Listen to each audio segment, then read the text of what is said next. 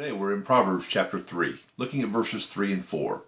And Solomon begins with, he says, "Let love and faithfulness never leave you."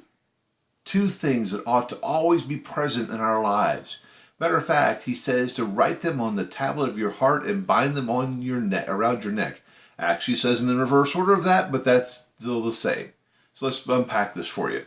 First of all, let love and faithfulness never leave you, regardless of what your talent and ability are, regardless of how prominent you are or are not in your local assembly, you should still be faithful. Now, what does that look like?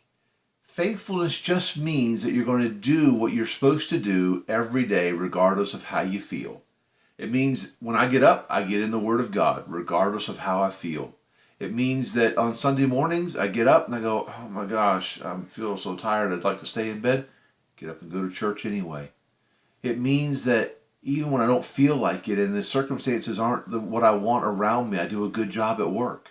It means that even if all the rest of my coworkers are goofing off the whole day, I'm going to put in a good day's work. It just means being faithful. It means that I'm true to my wife and kids.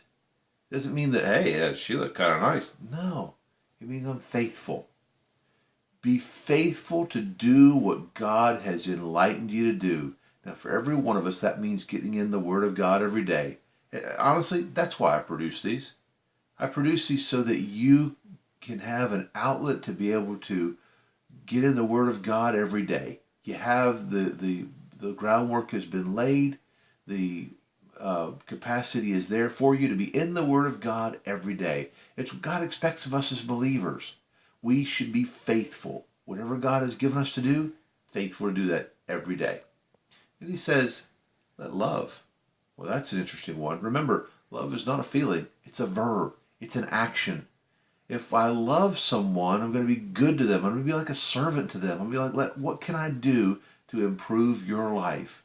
Love and faithfulness ought to be a part of our lives. If you read on verse 4, it means that then we have influence.